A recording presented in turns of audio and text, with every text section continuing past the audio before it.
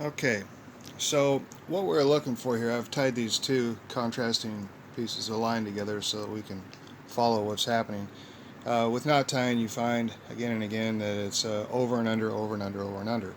So in order to begin this knot, you take the line that's on your left and you put the loop, goes underneath, like so. So you have a loop that goes underneath. Then you take the other side of the line and you go underneath, underneath, and back where it came from. Trying to follow in behind there. So you have the where you started and then where you're coming out behind the knot. Okay, so go ahead and pull that through and then pull it through this way. Underneath, underneath, and back where it came from. So there's your bowline. That is what a bowline knot looks like. Take this line out from the back there. That is your bowline. So this would be the loop or the working end. This would be the single end, and then this would be the bitter end. Okay, then you would pull it tight, cinch it down, and you already know how to tie the stack, because the next thing you do is you just repeat the pattern. So it goes underneath, you take the bitter end, it goes underneath,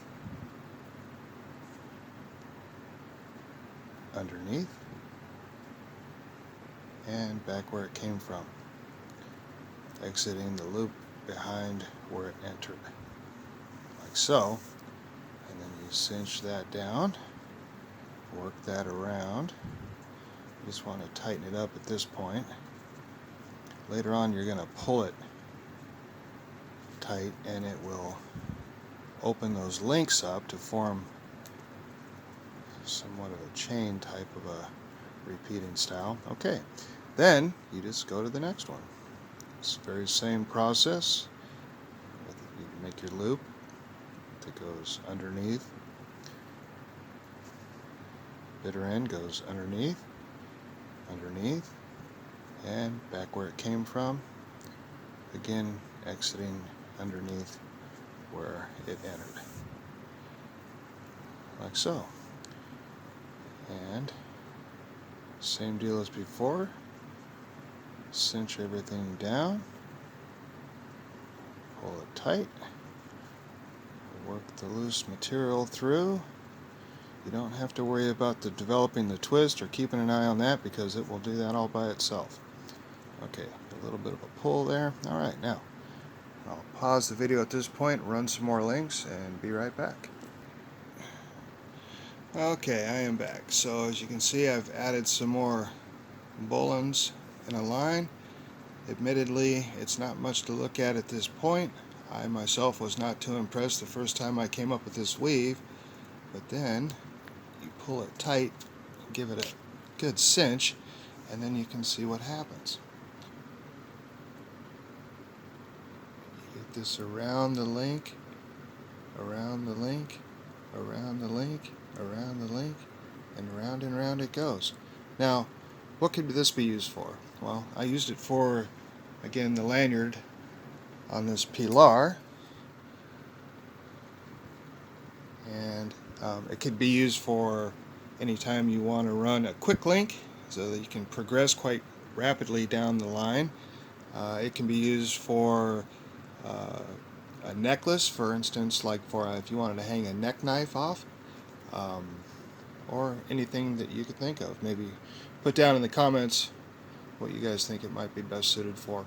I want to talk about something here before I end the video, and that is something you never hear discussed on any of the paracord weavers videos that I've watched, and it's something I do quite frequently. One of my tools that I use is crazy glue. I frequently glue knots together. You can hardly see it. It guarantees that it'll never come out, and in addition, it's somewhat invisible. That came in real handy with this because once I set the knot where I wanted it, I came in and I dabbed the knot just before I pulled it as tight as I could, and that drew some of the crazy glue into the knots themselves, and then I came back through with a little bit of a application into the corners of the knots themselves, and it's something you can barely see it if you look really close and you know what you're looking for, but other than that it hides quite well, and it will keep the knot from attempting to back out. Anyways, there you have it, the Bowline stack chain link.